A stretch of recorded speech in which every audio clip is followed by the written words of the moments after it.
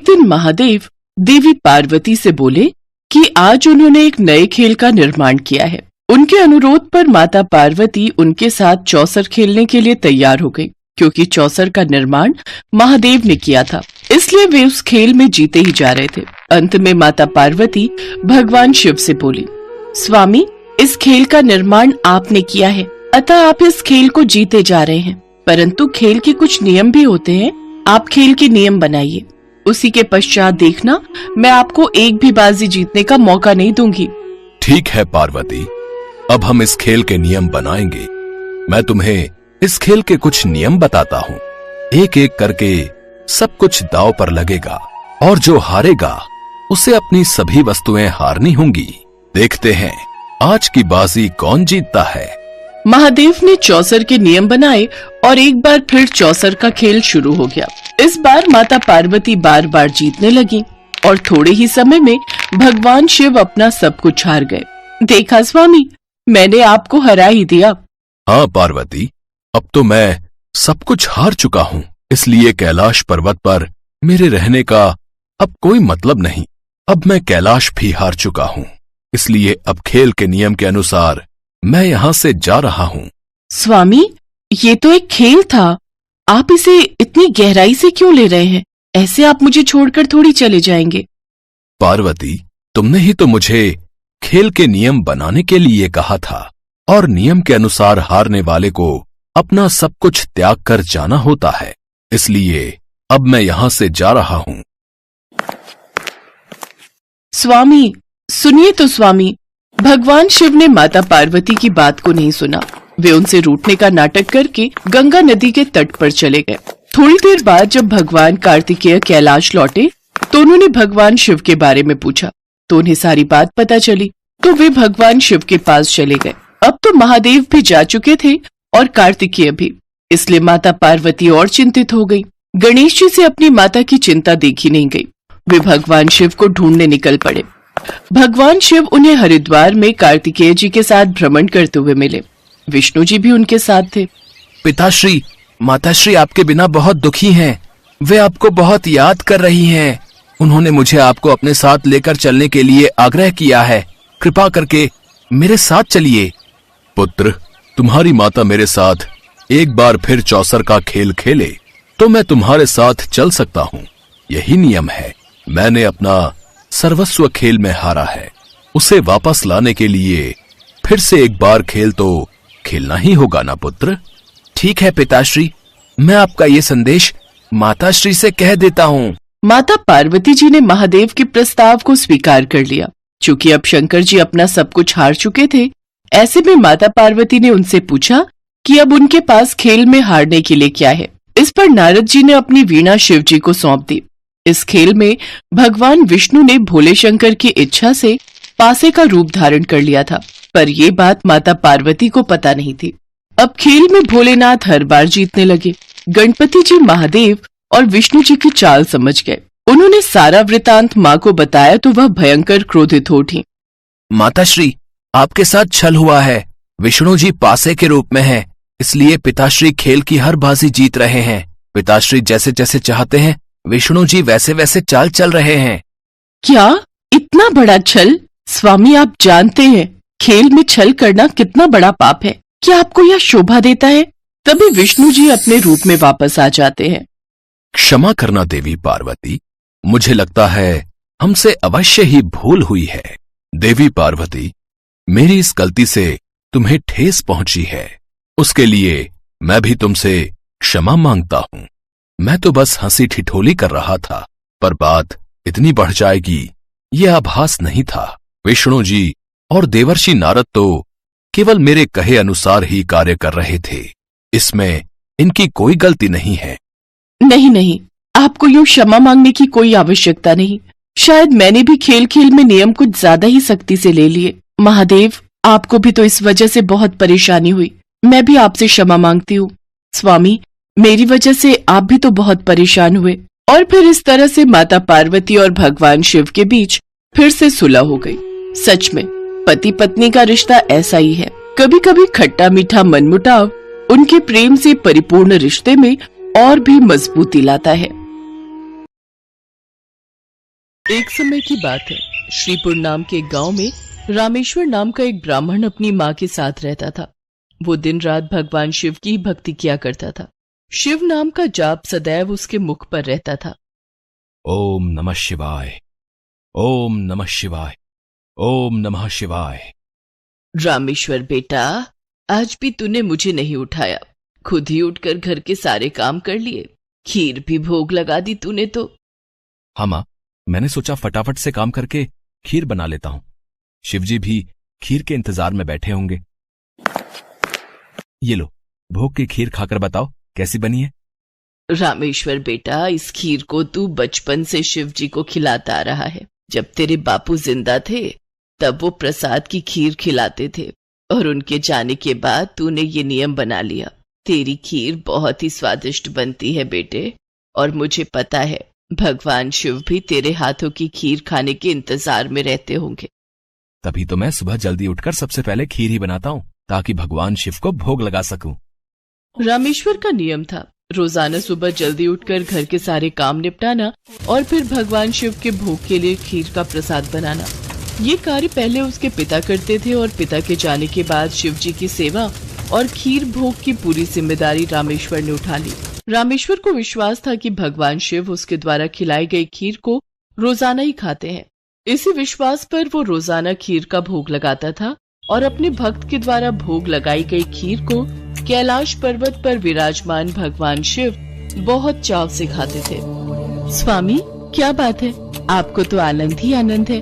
आपके भक्त आपको प्रेम से इतने स्वादिष्ट व्यंजन खिलाते हैं, और आपका भक्त रामेश्वर तो नियम के अनुसार आपको खीर का भोग लगाता है। लाइए, थोड़ी सी खीर मुझे भी दे दीजिए। रामेश्वर के हाथों की खीर बहुत ही स्वादिष्ट होती है।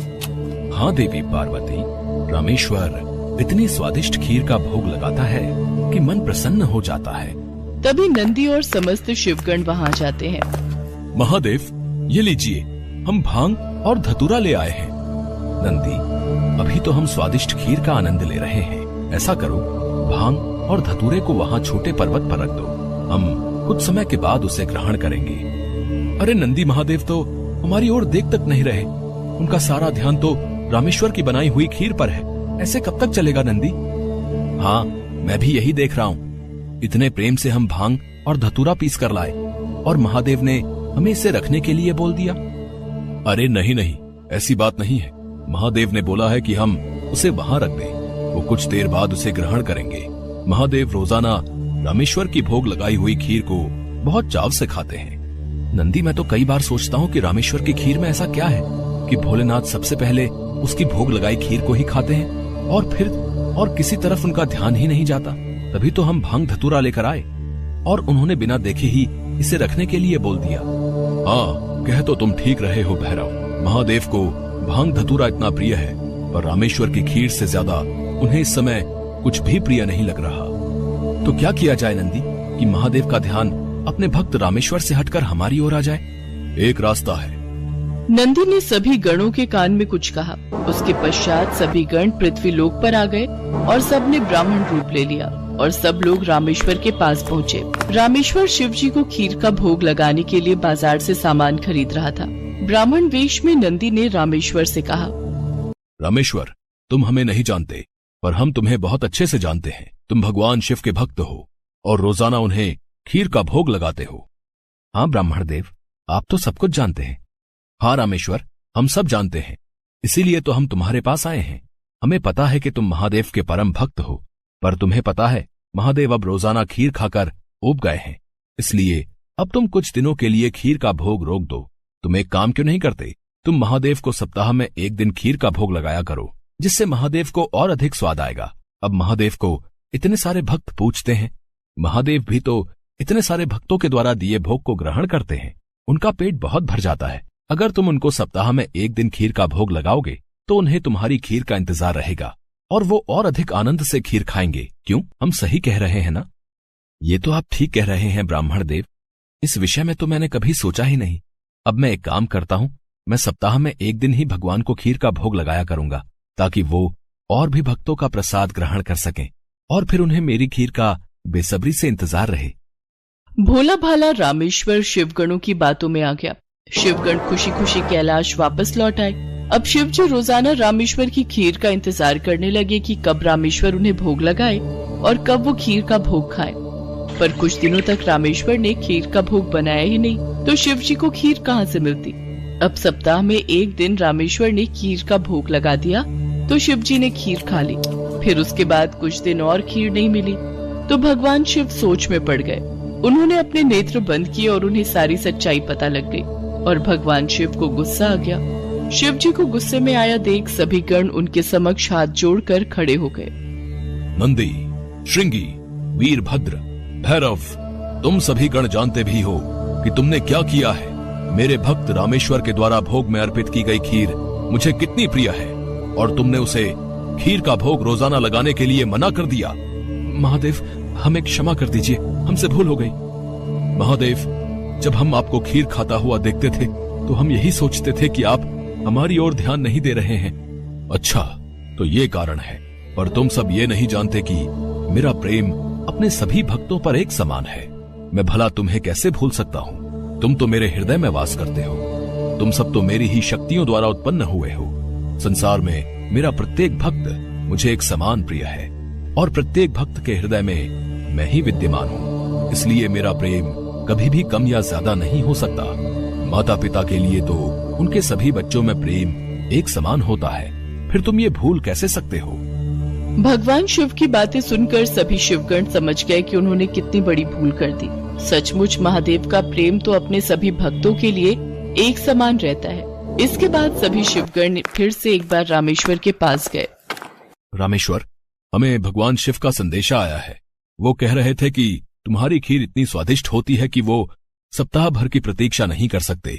सप्ताह में एक दिन भोग से उनका मन ही नहीं भरता। इसलिए उनकी आज्ञा है कि तुम रोजाना ही उन्हें खीर का भोग लगाया करो। आप सच कह रहे हैं ब्राह्मण देव? भगवान शंकर को मेरे हाथों की बनी खीर इतनी प्रिय है? ठीक है, फिर मैं रोजाना उन्हें खीर का भोग लगाऊंगा। ये सुनकर रामेश्वर बहुत खुश हुआ। अब एक बार फिर रामेश्वर रोजाना खीर बनाकर भगवान शिव को भोग लगाने लगा। अब तो समस्त शिवगण भी भगवान शिव के साथ रामेश्वर द्वारा भोग लगी प्रसाद की खीर का आनंद लेते और खूब भरपेट खीर को खाते। भगवान शिव और देवी पार्वती दोनों सभी गणों को इस प्रकार खीर खाता देख मंद मंद मुस्कुराने लगे। भगवान शिव ने अपने परम भक्त रामेश्वर को सभी सुख सुविधाओं से पूर्ण रखा। उसके जीवन में कभी भी कोई कठिनाई नहीं आई। रामेश्वर का विवाह एक बहुत ही सुशील कन्या के साथ हुआ। उसके घर में 2 बच्चों का जन्म हुआ। अपने परिवार के साथ संपूर्ण जीवन खुशी खुशी व्यतीत करके रामेश्वर अंत में मोक्ष को प्राप्त हुआ। एक बार बातों ही बातों में माता पार्वती ने भगवान शिव से आंख मिचौली खेलने की इच्छा जाहिर की। चलिए ना प्रभु, कितने समय से हम दोनों ने कोई क्रीड़ा नहीं की, हम आज कोई खेल खेलते हैं। आज वातावरण कितना सुंदर है। कैलाश पर्वत पर ठंडी हवाओं के झोंके कितने मनमोहक लग रहे हैं। हाँ, वातावरण तो बहुत सुहावना और मनमोहक है, पर हम कौन सी क्रीड़ा करेंगे? अब आप ही बताओ कि हम क्या खेल खेलें? क्यों ना हम आंख मिचौली खेलें? कितने समय से हमने आंख मिचौली नहीं खेली। पर सर्वप्रथम आंख पर पट्टी मैं बांधूंगी ताकि मैं आपको जल्दी से ढूंढ सकूं। ठीक है देवी पार्वती, जैसी आपकी इच्छा। भगवान शिव ने माँ पार्वती की आंखों पर पट्टी बांधी और उसके पश्चात उन दोनों ने आंख मिचौली खेलना प्रारंभ किया। आओ पार्वती, मुझे ढूंढो, बताओ मैं कहाँ हूँ? बस कुछ देर रुकिए स्वामी, मैं आपको पकड़कर ही दिखाऊंगी। मैं आपकी आवाज की दिशा में बढ़ रही हूँ। मैं तो इधर हूँ, तुम कहाँ ढूंढ रही हो?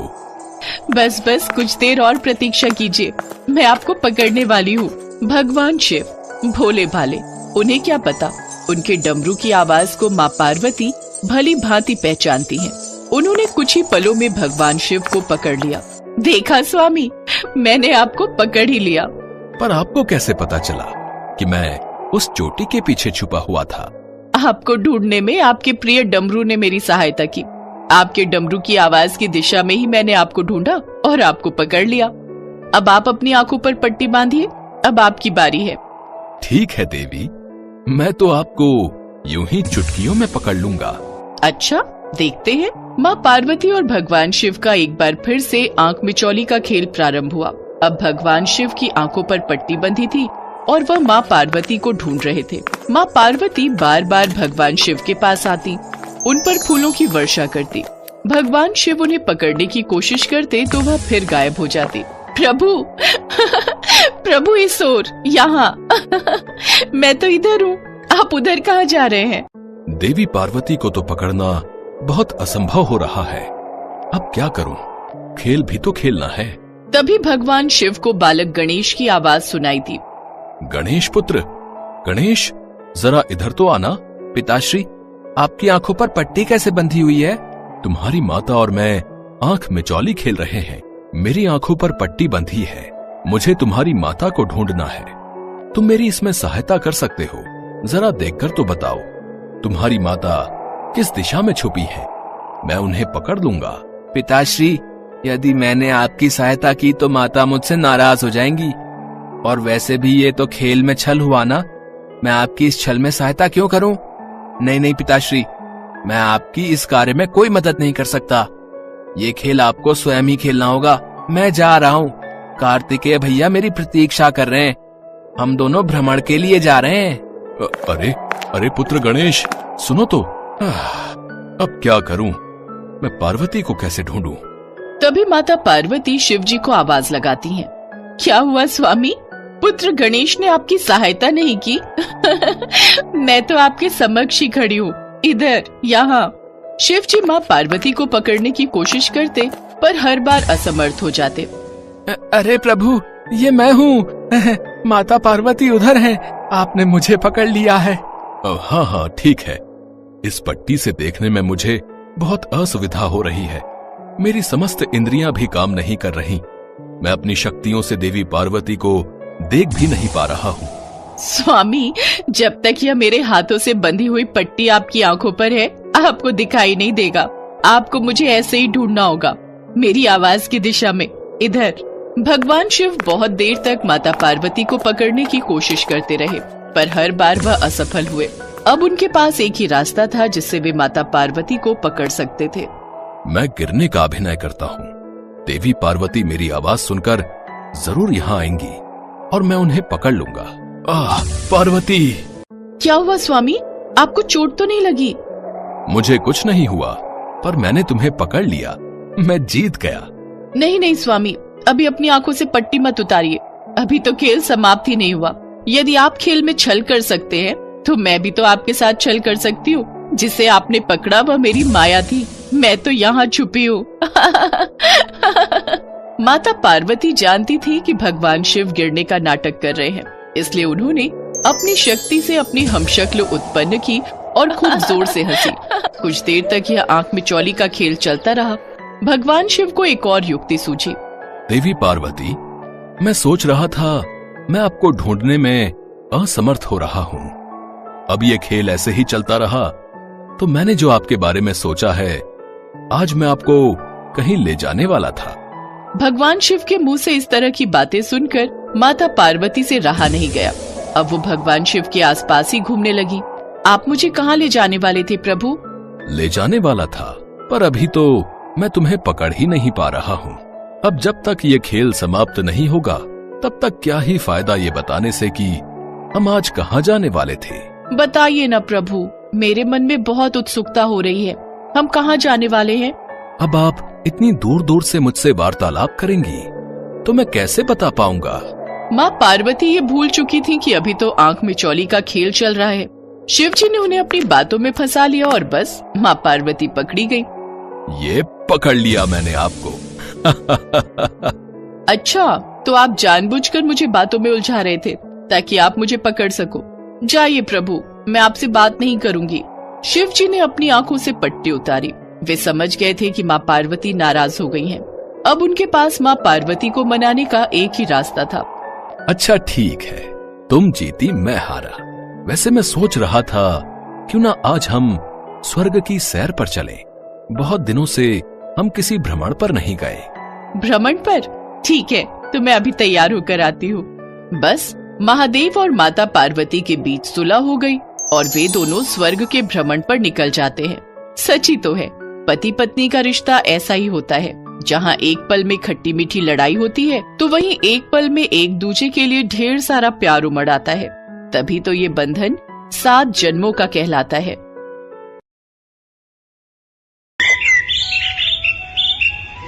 माँ पार्वती ने भगवान शिव से एक प्रश्न पूछा, जिसके बाद भोलेनाथ ने एक कथा सुनाई और अमर हो गया कबूतर का जोड़ा। उसी अमर कथा से जुड़ी है ये पौराणिक कथा। एक बार नारद मुनि कैलाश पर्वत पर भगवान शिव से मिलने पहुँचे। नारायण नारायण, प्रणाम माते। आइए देवर्षि नारद, कैसे आना हुआ? माते, मैं तो भगवान शिव और आपके दर्शन करने आया हूँ, पर महादेव कहीं दिखाई नहीं दे रहे। वे तो भ्रमण के लिए गए हैं, कुछ देर में लौटेंगे। देवर्षि नारद माँ पार्वती से वार्तालाप करने लगे। तभी उन्होंने माँ पार्वती से पूछा, माते, क्या आप अमर कथा के बारे में जानती हैं? अमर कथा? वो कौन सी कथा है? उसके बारे में तो मैं नहीं जानती। नारायण नारायण, माते, जब भगवान भोलेनाथ आएंगे तब आप उनसे इस बारे में पूछना। अच्छा माते, मैं चलता हूँ। नारायण नारायण। पार्वती माता सोच में पड़ गई कि ऐसी कौन सी कथा है जो स्वामी ने मुझसे नहीं कही। तभी भोलेनाथ कैलाश पर लौट आते हैं। माता पार्वती उनसे इस बारे में चर्चा करती हैं। प्रभु, आपने मुझे कभी अमर कथा के बारे में क्यों नहीं बताया? मुझे आज और अभी अमर कथा सुननी है।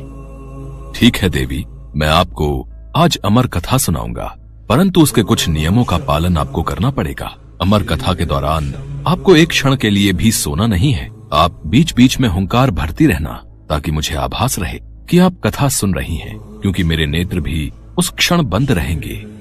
ठीक है स्वामी, मैं ऐसा ही करूंगी। भगवान शंकर ने माता पार्वती से एकांत और गुप्त स्थान पर अमर कथा सुनने को कहा, जिससे कि अमर कथा कोई अन्य जीव न सुन पाए, क्योंकि जो कोई भी इस अमर कथा को सुन लेता है वो अमर हो जाता। इसके पश्चात शिवजी देवी पार्वती को अमर कथा कहने एक गुफा में ले गए। पुराणों में कहा जाता है शिवजी ने देवी पार्वती को अमरनाथ की गुफा में अपनी साधना की अमर कथा सुनाई थी, जिसे हम अमृतत्व कहते हैं। प्रचलित कथा के अनुसार भगवान भोलेनाथ ने अपनी सवारी नंदी को पहलगाम पर छोड़ दिया, जटाओं से चंद्रमा को चंदनवाड़ी में अलग कर दिया और गंगा जी को पंचतरणी में तथा कंठाभूषण सर्पों को शेषनाग पर छोड़ दिया। इस प्रकार इस पड़ाव का नाम शेषनाग पड़ा। अगला पड़ाव गणेश पड़ता है। इस स्थान पर भोलेनाथ ने अपने पुत्र गणेश को भी छोड़ दिया था, जिसको महागुणा का पर्वत भी कहा जाता है। पिस्सू घाटी में पिस्सू नामक कीड़े को भी त्याग दिया। इस प्रकार महादेव ने जीवनदायिनी 5 तत्वों को भी अपने से अलग कर दिया। इसके बाद माँ पार्वती सहित उन्होंने गुप्त गुफा में प्रवेश किया और अमर कथा माँ पार्वती को सुनाने लगे।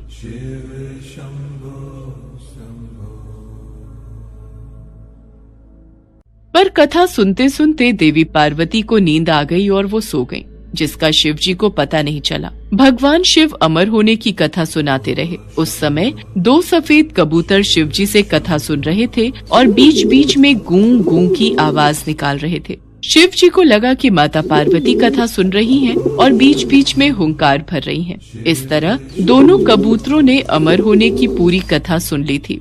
कथा समाप्त होने पर शिव जी का ध्यान देवी पार्वती की ओर गया, जो सो रही थी। अरे, देवी पार्वती तो गहरी निद्रा में है, तो फिर ये हुंकार कौन भर रहा था? अचानक महादेव की दृष्टि अमर कथा को सुनते उन कबूतरों पर पड़ी, तो वे क्रोधित हो गए और उन्हें मारने के लिए आगे बढ़े। मेरे क्रोध से तुम दोनों को कोई नहीं बचा सकता। तुम्हें इसका दंड अवश्य मिलेगा। हे प्रभु, हमें क्षमा कीजिए। हमने अनजाने में ही भूल की, पर हमने आपसे अमर होने की कथा सुनी है। यदि आप हमें मार देंगे तो अमर होने की ये कथा झूठी हो जाएगी। इस पर भगवान शिव का क्रोध शांत हो गया। प्रभु, इन दोनों का इसमें कोई दोष नहीं। मैं गहरी निद्रा में सो गई थी। मैंने आपके आदेश का पालन नहीं किया, इसलिए इन दोनों को क्षमा कर दीजिए। भगवान शिव जानते थे कि अनजाने ही सही पर कबूतरों ने अमर कथा को सुन लिया था, इसलिए वे दोनों अमर हो चुके हैं। इस पर महादेव ने कबूतरों को जीवित छोड़ दिया।